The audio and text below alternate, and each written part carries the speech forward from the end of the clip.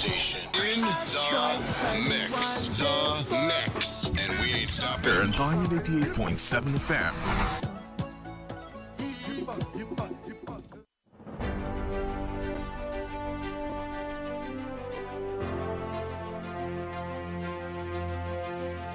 From the news desk of Diamond 88.7 FM Iroyin, this is news on the hour.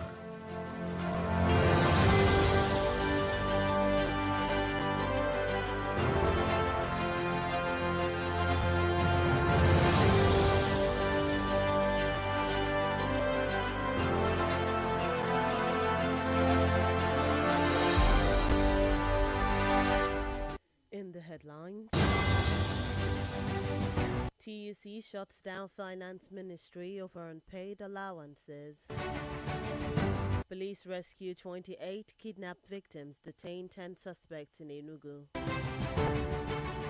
Shagaya commends Governor Abdulrazak's transformational leadership, hails Unity flagpole as symbol of Kwara's progress. PDP slams Kwara government over giant flagpole on paid wages. On the foreign scene, UN sounds alarm over aid crisis endangering thousands of babies in Gaza. And in sports news, athletes disqualified with anti-doping issues in the 2024 Gateway Games. Challenges. Japa because you want to, but stop raising it as a solution to national issues that you can work on and fix. Nigeria will always be your home, and together we can make it better. This message is reaching you from Diamond 88.7 FM Ilorin.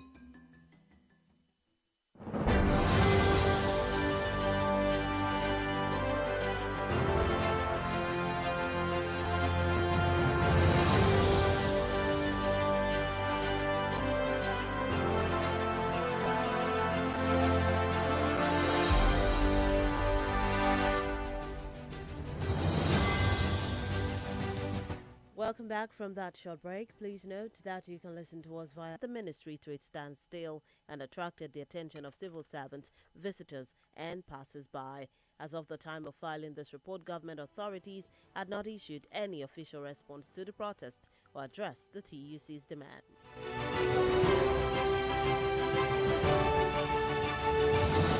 The National Information Technology Development Agency, NITDA, has made it known that 56% of IT projects in federal public institutions failed, urging strict compliance to IT project clearance guideline.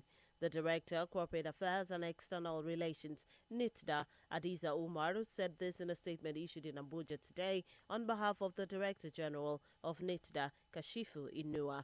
Inua emphasized that the guidelines are meant to ensure a coordinated, standardized, and an orderly approach to the deployment of information technology systems by public institutions. According to the DG, IT projects failed due to non-compliance with IT projects clearance by ministries, departments, and agencies, which was meant to deliver on achieving digital economy. Still in the news, Nigeria's former Minister of Education, Obiageli Ezekwesili, has disclosed that she has accepted an invitation to become an advisor to Club de Madrid, the world's largest forum of democratic former presidents and prime ministers. Ezekwesili announced this in a post on her X handle today, explaining that the forum leveraged their individual and collective leadership experience as well as global reach in strengthening inclusive democratic practice and improving the well-being of the people around the world.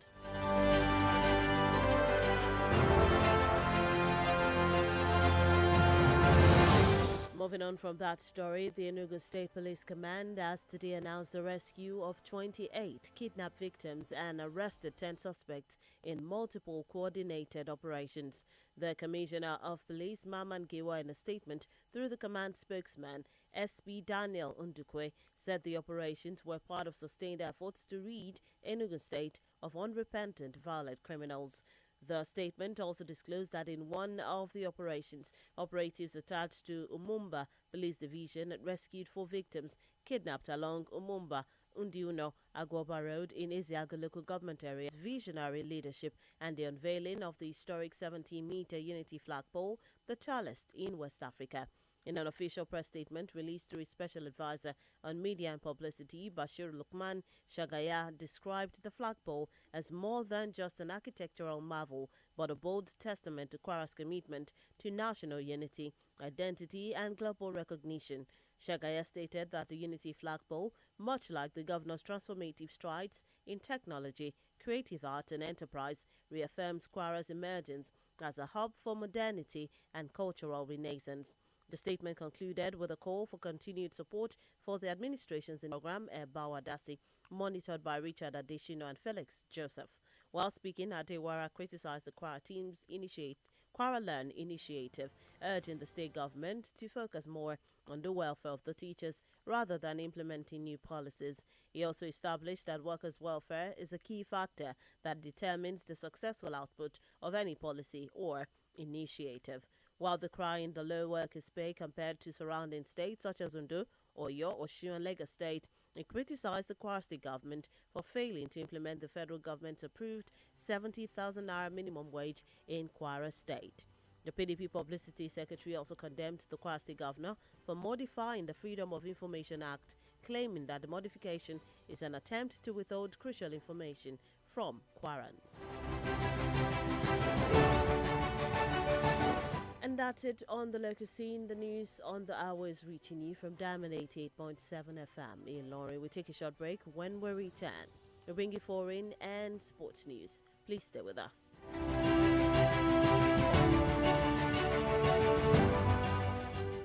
Follow us. Lójoojúmọ́ ẹ fẹ́ mọ̀dí abájọ. Monomin Plus atẹ́jẹ̀ṣe oògùn tó ń fi epo ẹja cod liver oil ṣẹjọ́ ẹ̀ full supplement ni. Èròjà ẹ peléke, ó ń tara ṣe, ó ń mára dán, ó ń jẹ́ kọ́mọdé dàgbà dáadáa, ó sì ń jẹ́ kí àgbàlagbà máa ta kébékébé. Monomin Plus. Monomin Plus fún èròjà tó ń tún inú ara ṣe lẹ́yìn ìwádìí ìmọ̀ ìjìnlẹ̀. A tún fi èròjà cod liver oil epo ẹja sí.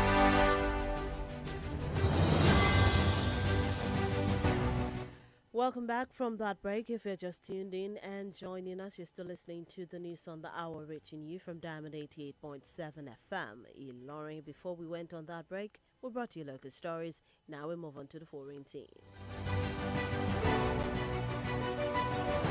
The United Nations humanitarian chief, Tom Fletcher, has stated that 14,000 babies could die in Gaza in the next 48 hours if more aid doesn't reach them.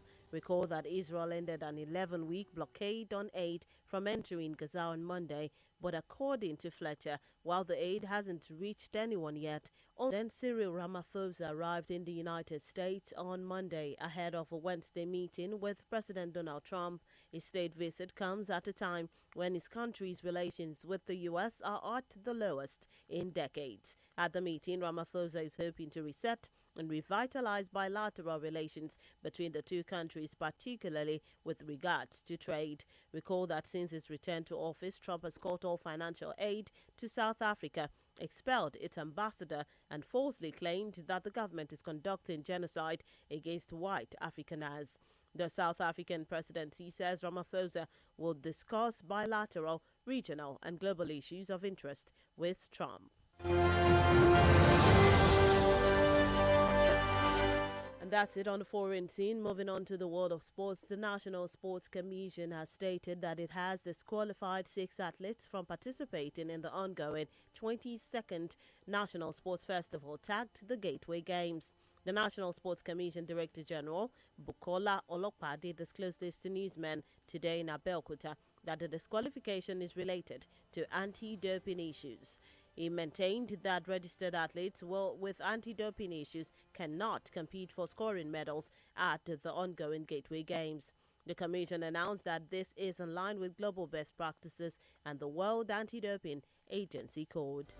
On sports development, Dr. Olushola Osetoba commended the performance, calling it a promising start for AKT.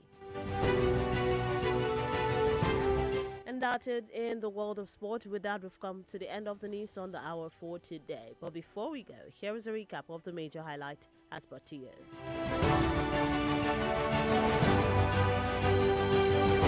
TUC shuts down Finance Ministry over unpaid salaries.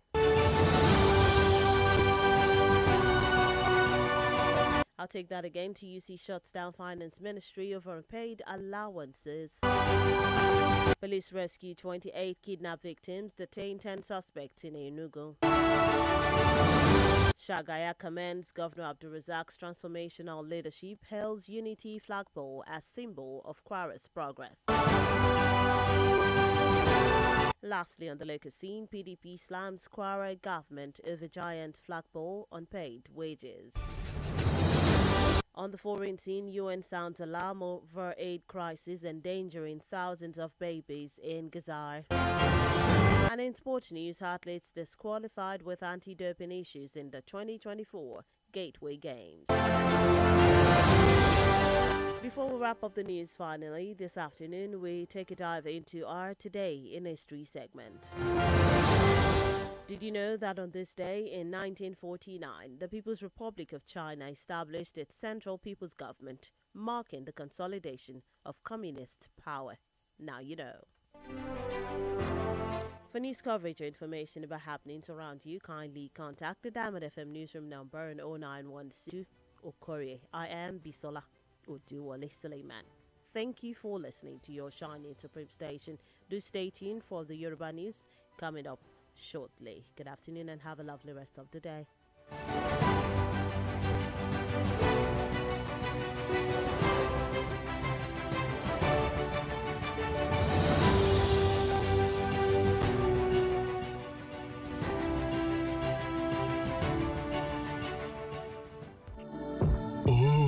This is me every single time I listen to Diamond FM after a long time away. Oh my god, oh my god, oh my god, oh my god, oh my god, oh my god, oh my god, oh my god, oh my god.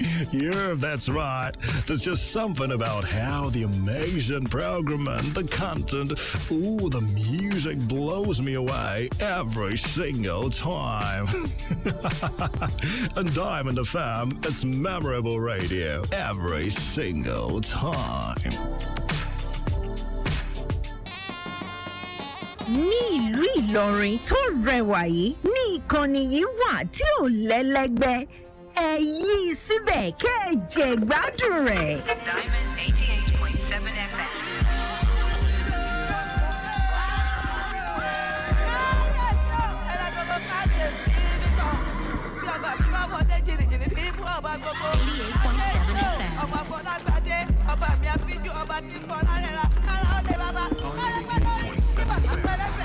Ẹ díjú yín kẹjà ládùn rẹ̀. Ẹ jẹ́ kó mọ́ yín lára. Diamond 88.7 FM. Ìkànnì tí ò lẹ́lẹ́gbẹ́.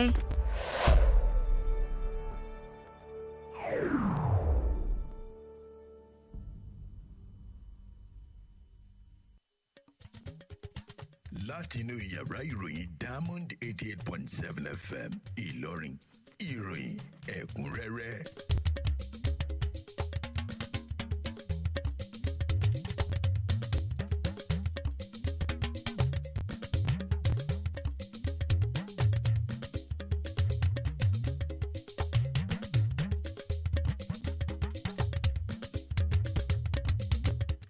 ṣáájú ẹ̀gbọ́n àwọn kókó tó wà nínú ìròyìn náà.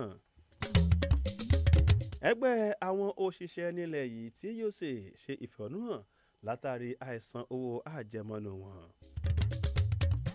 Àwọn òṣìṣẹ́ ọlọ́pàá tú okùn lọ́rùn àwọn èèyàn tí wọ́n tó méjìdínlọ́gbọ̀n kúrò nínú ìgbèkùn àwọn ajínigbé. Ṣàgàyà gbóṣùbára bàdàn ránṣẹ́ sí gómìnà Abdulrazak ti ìpínlẹ̀ Kwara tó ń sọ lójú òpó kan tó gbé àsíárù nílùú Ìlọrin. Ẹgbẹ́ òṣèlú PDP bẹnu àtẹ́lu ìṣàkóso gómìnà Abdulrazak ti ìpínlẹ̀ Kwara tó ń sọ lójú àsíá kan tó sọ lójú òpó kan tó gbé àsíárù nílùú Ìlọrin. Ní ilé òkèrè, adarí tó wà ní ìjánu ìrànwọ́ ọmọ ènìyàn nínú àjọ UN fóun léde wípé amúgọrẹ kọ́dàgbére fàyè ní àgbègbè Gaza. Wọ́n fagilé orúkọ àwọn èèyàn kan pé wọ́n lo oògùn olóró lóye Gateway Games lọ lọ́wọ́ ní ìpínlẹ̀ Ògùn. Ẹ̀ka àsán akúwá pé a kó iṣẹ́ látòrọ̀. Ìròyìn ẹ̀kúnrẹ́rẹ́ láti ìkànnì Diamond 88.7 tó wà ní Ìlọrin ní ìpínlẹ̀ Kwara Taiwo Adeyemi lóníròyìn yìí ká sọ fún yín pé ẹ lè gbọ́ wá jákèjádò àgbáláyé ní ojú ìtàkùn www.diamondfm.net akọrin náà ń bọ̀ lẹ́yìn ìsinmi ráńpẹ́ yìí lẹ́ẹ̀kan sí akínyìn pé ẹ kú ìkàlẹ̀. wá ẹ wá sẹ́ ẹ́ amọ̀kú ti wùwà ìbàjẹ́ amọ̀kú ti jí owó ìlú ṣùgbọ́n ọmọ olúwa náà ni kódà ẹ̀sìn kan náà látújọ ń ṣe ẹ wo jẹ́ ká bò láṣìírí jẹ́ ká gbójú ń bẹ̀ àṣírí ẹ̀ kò gbọ́dọ̀ tú lójú ewé. ẹ dúró ẹ jẹ́ àrònú jinlẹ̀ o ṣé ẹ mọ̀ pé èrè ìwà àbàjẹ́ àti ìpinnu òdì kò máa rà á lé ẹlẹ́yàmẹ̀yà tàbí ojúṣàájú ẹ jẹ́ a béèrè fún àkóyawọ́ fún àwùjọ àti orílẹ̀-èdè tó dáa tó o bá rí nǹkan tí ò bójú mu fi tó àwọn aláṣẹ tó tọ́ létí. ìmọ̀ràn yìí ló ń dé tètè gbọ́ yín láti ìkànnì Diamond 88.7 Ìlọrin.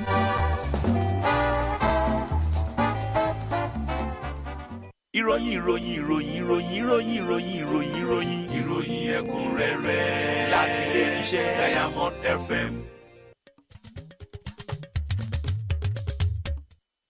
káàbọ̀ padà ìròyìn náà rè ní ẹ̀kúnrẹ́rẹ́ àwọn ọmọ ẹgbẹ́ òṣìṣẹ́ ilé ayé trade union congress tí yóò sì ṣèfẹ̀hónú hàn lónìí iléeṣẹ́ ìjọba àpapọ̀ lẹ́yìn torí sọ̀rọ̀ owó náà nílùú àbújá wọ́n sì gbé gèdénà ẹnu ọ̀nà tó lọ sí iléeṣẹ́ ìjọba ọ̀hún àwọn òṣìṣẹ́ ọ̀hún tó ń wọ aṣọ pupa onífẹ̀hónú hàn látàrí àìsàn àjẹmọ́nú wọn àwọn òṣìṣẹ́ ọ̀hún nígbésẹ̀ wọn ṣe àkóbá fún àwọn àlejò àti àwọn òṣìṣẹ́ iléeṣẹ́ ìjọba ọ̀hún nígbà tí wọ́n kọ́rin ìjọba kò tí ì fèsì lórí ìbéèrè tí ẹgbẹ́ àwọn òṣìṣẹ́ tí ìsìn ọ̀hún tí wọ́n ń béèrè.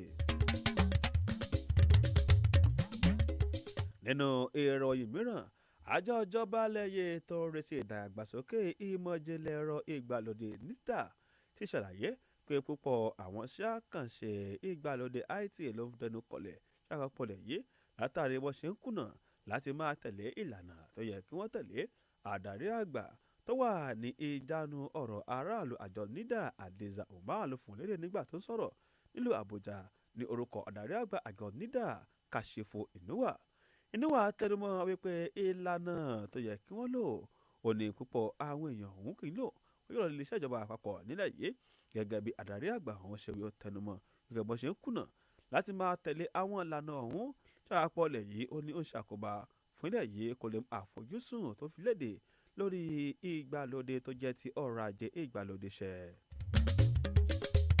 mínísítà tẹ́lẹ̀rí nílẹ̀ yìí fún ọ̀rọ̀ ètò ẹ̀kọ́ Obiageli Eguzekili ti ṣàlàyé kó ṣe tán láti gbàṣẹ gẹ́gẹ́ bí olùbádámọ̀ràn ẹgbẹ́ kan tó ń jẹ́ Club de Madrid tó jẹ́ ẹgbẹ́ tó pọ̀jù lágbàáyé tó jẹ́ ti àwọn ààrẹ tẹ́lẹ̀ rí ló ti jọba tẹ́lẹ̀ rí tí wọ́n dìbò yàn.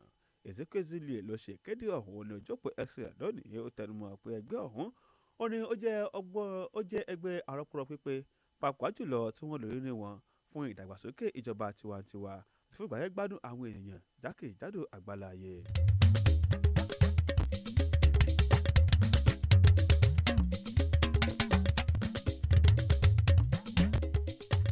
ní ìpínlẹ̀ Enugu iléeṣẹ́ ọlọ́pàá ẹlẹ́yẹ ẹ̀ka ti ìpínlẹ̀ Enugu ti kéde pé wọ́n ti dóòlà ẹ̀mí àwọn èèyàn tí wọ́n tó 28 kúrò ní ìgbèkùn àwọn ajínigbé òfin páńpẹ́ gbé àwọn afurasí 10 káàkiri tìbútòrò ìpínlẹ̀ ọ̀hún.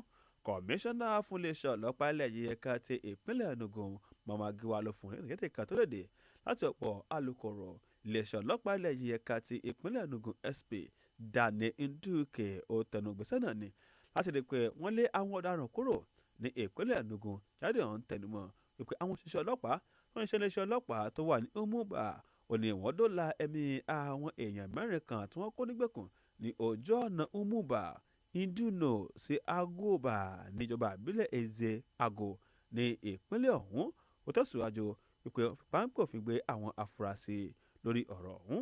níṣẹ́ mìíràn àwọn òṣìṣẹ́ ọlọ́pàá tó ṣiṣẹ́ ní iṣẹ́ ọlọ́pàá 9th Mile Division ó ní wọ́n dá sílẹ̀ pàjáwìrì kan sí páńpẹ́ òfin gbé ọkùnrin kan tó jẹ́ pé ó jẹ́ afurasí táwọn yẹn kan fẹ́ já okùn ẹ̀mí rẹ̀ ní ojú ẹsẹ̀.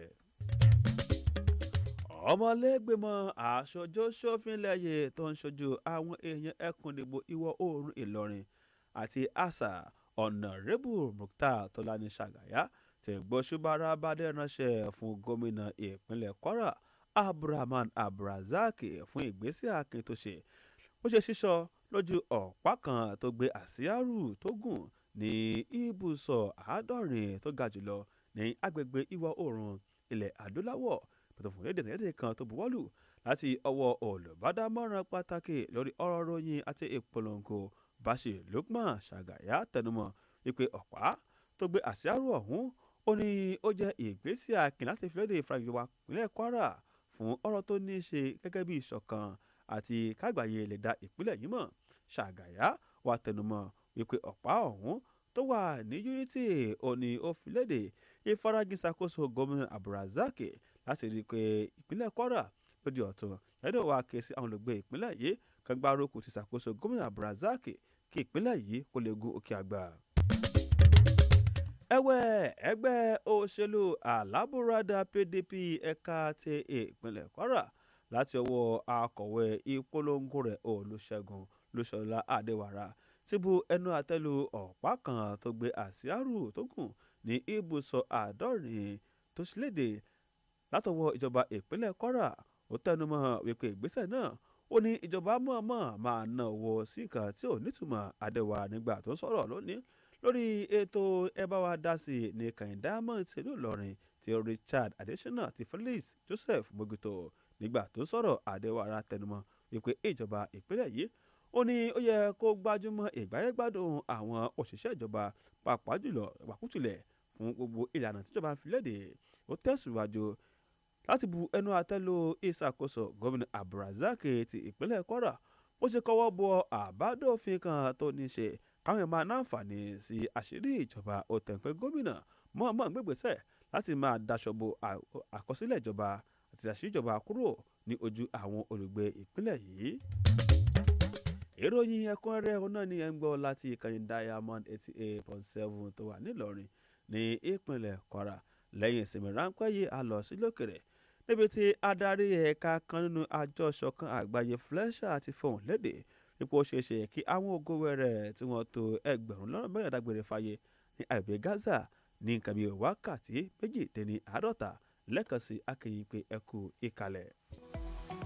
Ẹ darapọ̀ mọ́ wa ní ìtàkùn káyélujára wa ìtàkùn ìbádọ́rẹ̀ẹ́ Facebook ìtàkùn abẹ́yẹfò Twitter àti Instagram lórí Diamond 887 FM. Diamond FM, shining supreme.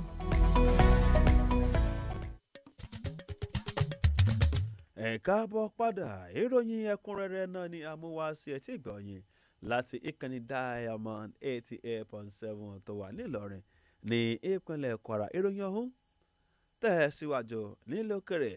Adarí ẹ̀ka tó ń rí sí ọ̀rọ̀ ìrànwọ́ fún ọmọ ènìyàn nínú àjọ ìṣọ̀kan àgbáyé UN Tom Fletcher ti ṣàlàyé wípé àwọn ògo wẹrẹ tí wọ́n tó 1,000 ṣe dágbére fáyé àgbẹ̀ Gaza ní nǹkan bíi wákàtí 48 tí wọ́n bá tètè rí ìrànwọ́ rántí pé ilẹ̀ Israel ó ní ó gbéṣẹ́ kúrò lórí bó ṣe gbégi dínà kí nǹkan rànwọ́ kó máa dàbí Gaza ní àná ọjọ́ Ajé lẹ́yìn kan bíi ọ̀sẹ̀ 11.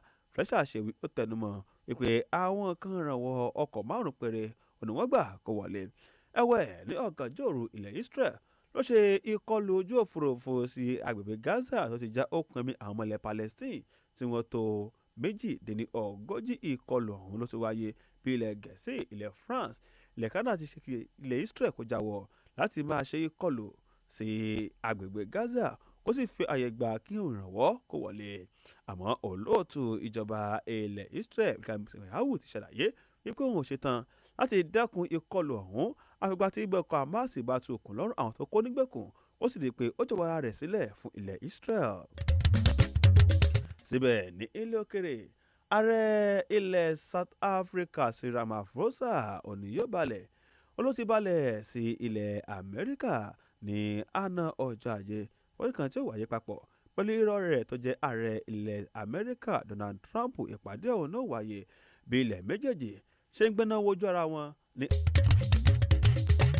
Lábala ìròyìn eré ìdárayá àjọyọ̀bá ilé tó ń gbàgbà sókè ìdárayá ti fi léde wípé wọ́n ti fagilé orúkọ àwọn èèyàn 6 tẹ́kún kópa nínú díje ìdárayá àyájọ́ ti ilẹ̀ yìí tó ń lọ lọ́wọ́ tán pè ní Gateway Games gẹ́gẹ́ bó ṣe fìlédè adarí iléeṣẹ́ ìjọba ọ̀hún Bùkọ́lá Ọlọ́pàdé fìdí ẹ̀ múlẹ̀ olóyè nílùú Abẹ́òkúta ó tẹnumọ́ àwọn èèyàn ọ̀hún ó ní wọ́n lo oògùn olóró gẹ́gẹ́ bó ṣe wí àwọn èèyàn ọ̀hún ó ní wọn ì náà fàá kó pamọ́ nínú ìdíje náà òfìlédè pèsè náà ló wà níbàámu pẹ̀lú ìnara àgbáyé láti di pé àwọn ilé ogun lóró láti máa ṣe eré ìdárayá. Agbérin ọmọ ilẹ̀ yìí Àbáyọ̀mí Adélẹ́yẹ ní àná ọjọ́ Ajé Monday ló gba àmì àkọ́kọ́ fún ìpínlẹ̀ Èkìtì ní ìdíje tó jẹ́ ti ilẹ̀ yìí tó ń lọ lọ́wọ́ nílùú Abẹ́òkúta olúùlú ìpínlẹ̀ Ògùn. Adélẹ́yẹ ló gba àmì bàbà ní ìpele gbígbé irin tó tó kìlógíráàmù 560 fún ìpínlẹ̀ Èkìtì nígbà tó ń sọ̀rọ̀ lẹ́yìn bó ṣe gba ipò kẹta ọ̀hún. Adélẹ́yẹ tẹnumọ́ gbèsè náà yóò ṣe kóríwá fún àwọn irọ́ rẹ̀ láti di pé wọ́n gba àmì ẹ̀yẹ fún ilẹ̀ ìpínlẹ̀ Èkìtì ẹ̀wẹ̀ nígbà tó fún lédè olùbádámọ̀ràn fún gómìnà ìpínlẹ̀ Èkìtì Bíọ́dún Oyèbánjí ìdárayá ọ̀mọ̀wé Oróṣọlá Ẹ̀sẹ̀tọ́ba àtẹnumọ́ bó ṣe bá rárá bá dẹ̀ wípé ìpínlẹ̀ Èkìtì fàkọyọ nínú ìdíje ọ̀hún. Lẹ́ẹ̀kan sí ẹgbẹ́ àkókò láti kà fún yín nínú ìròyìn ọ̀hún. A kà fún yín pé ẹgbẹ́ àwọn òṣìṣẹ́ ilẹ̀ tí ó sì ṣèfẹ̀hónú hàn ní ìlú Àbújá látàrí àìsan owó àjẹmọ́nú wọn. A ti kà fún yín nípínlẹ̀ Ògùn wípé àwọn òṣìṣẹ́ ọlọ́pàá tú okùn lọ́rùn àwọn èèyàn àti wọn tó 28 kúrò nígbèkùn àwọn ajínigbé ní ìpínlẹ̀ ọ̀hún. A kà sétí gbọ́yìn pé Ṣàgáyà gbóṣùbára bá dẹ̀ fún gómìnà Abdulrasaq ti ìpínlẹ̀ Kwara tó yí sọ lójú ọ̀pá kan tó gbé àsíárù ní ìlú Ìlọrin.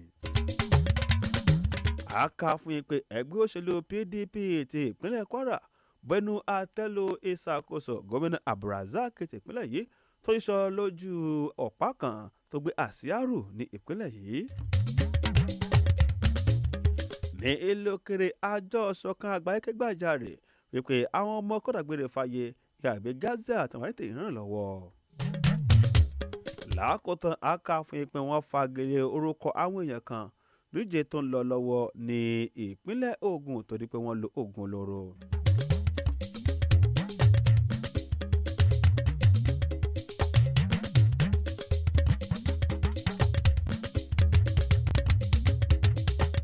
Ní ilé òkèrè a ti kà fún yín wípé ìdárayá a ti kà fún yín wípé wọ́n fagilé orúkọ àwọn èèyàn kan torí wípé wọ́n lo oògùn olóró ní ìdíje tó ń lọ lọ́wọ́ tó ń pè ní Gateway Games lọ́jọ́ nínú ọdún 1949 ó ní ìjọba ilẹ̀ China ṣèfilọ́lẹ̀ ìgbìmọ̀ tó ń darí ìjọba ilẹ̀ ọ̀hún tó jẹ́ pé ìgbésẹ̀ náà ló fi léde bí communist ṣẹ̀rẹ́ṣẹ̀ wálẹ̀ ní ilẹ̀ náà báyìí ẹ sì mọ̀.